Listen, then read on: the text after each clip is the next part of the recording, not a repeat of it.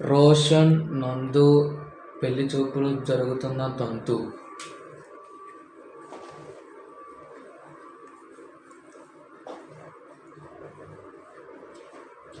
Hi అండి.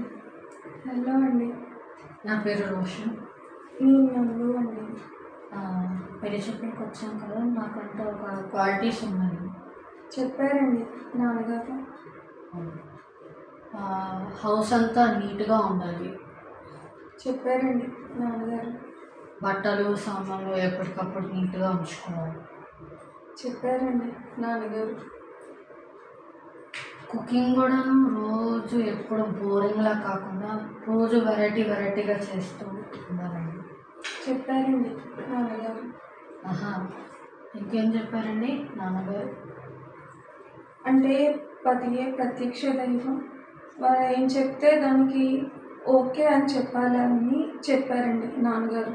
ఒకవేళ object చేస్తే నేనే చేసుకోవాల్సి వస్తుందని అన్నారండి నాన్నగారు. అయినా మా నాన్నగారు చేస్తాం, కాకపోతే మీ పని మీరు చేసుకుంటానంటే నేను ఎందుకంటే అబ్జెక్ట్ చేస్తాను. ఏమంటారండి మీరు? అంతే కదా.